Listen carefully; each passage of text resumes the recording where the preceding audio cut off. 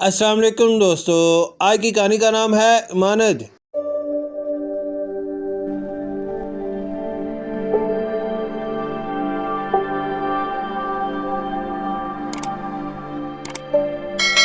आज से तकरीबन 2 साल कबल मैं एक शादी में शिरकत के बाद अपने बेटे के साथ ट्रेन में कराची से लाहौर आ रहा था। गाड़ी रोडी स्टेशन से गुजरी तो हम दोनों ने खाना खाया और अपनी अपनी बर्थ पर लेट गए। अचानक गाड़ी में मौजूद लोगों ने शोर मचाना शुरू कर दिया। ट्रेन में आग लग गई है। आग इंजन के नजदीक 2 बोगियों में लगी थी, मगर गाड़ी हवा की रफ्तार से जा रही थी, लिहाजा आग के शोले बड़ी तेजी से दूसरी बोगियों को अपनी लपेट में ले रहे थे। लोगों ने जंजीर खींच कर गाड़ी रोकने की कोशिश की और आखिर गाड़ी एक जबरदस्त झटके के साथ रुक गई। जान बचाने के लिए लोगों ने ट्रेन से छलांगे लगा दी। बहुत से लोग इंसान दोस्ती के जज्बे से कमजोर और फंसे हुए मुसाफिरों की मदद कर रहे थे। मैं भी इस नेकी के काम में अपने बेटे के साथ मिलकर लोगों की मदद करने लगा। हमारी बोगी इंजन से जरा दूर थी, इसलिए तपश कम थी। करीबी गांव के लोग भी मुसाफिरों की मदद के लिए आ गए थे। हर तरफ चीख पुकार की आवाजें गूंज रही थी। अचानक मेरी नजर एक बूढ़ी औरत की तरफ पड़ी जो एक भारी संदूक के नीचे दबी हुई थी और बुरी तरह जख्मी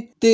इसके सर और मुंह से खून निकल रहा था। मैं इस बूढ़ी औरत के करीब पहुंचा और उसके ऊपर से बॉक्स हटाया तो उसने इशारे से और बड़ी धीमी आवाज में कहा, बेटा ये एक काले रंग का बैग है जो मेरी बेटी की अमानत है। तुम इस बैग को मेरी बेटी तक पहुंचा देना। मैंने बेटी का नाम और पता मालूम करने की कोशिश की तो उसके मुंह से सिर्फ इतना निकला कि वो मुल्तान में रहती हैं और उसका नाम रजिया है और वो स्कूल ये कहते कहते बुढ़िया की जान निकल गई। मैंने अपने बेटे से कहा कि वो इस काले बैग को अपने सामान के साथ महफूज कर ले, क्योंकि अगर पुलिस आ गई तो हमें कोई चीज उठाने नहीं देगी। लिहाजा हमने वो बैग अपने सामान के साथ महफूज कर लिया। घर पहुंचने के बाद बूढ़ी औरत की इमानत को इसकी बेटी तक पहुंचाना चाहा, मगर पता नामुकम्मल था। फिर भी मैंने हिम्मत न हारी और अपने बेटे के साथ मुल्तान आया और मुख्तलिफ स्कूलों में रजिया नाम के उस्तानी या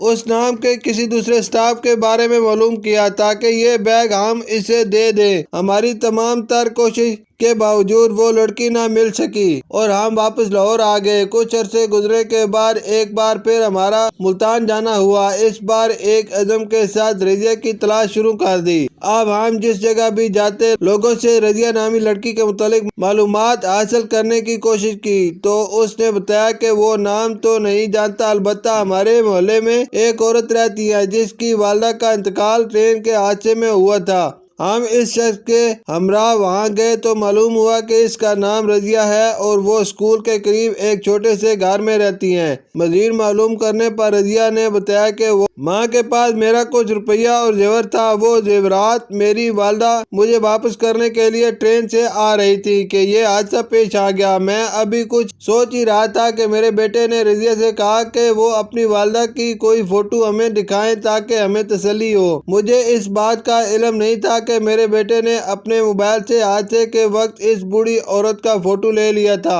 फोटो देखकर हमें तसल्ली हो गई कि वो बूढ़ी औरत वाकई रजिया की माँ ही थी। हमने काले बैग को खोलकर नहीं देखा था, मगर जब रजिया की मौजूदगी में हमने बैग खोला तो वाकई इसमें सोने के जेवरात के अलावा माकूल नकदी भी थी। हमने वो बैग रजिया के हवाले किया तो रजिया की आंखों में खुशी और गम से आंसू थे। गम अपनी माँ के बिछने का था और खुशी इस बात की थी कि इसकी उम्र भर की कमाई महफूज थी। शुक्रिया।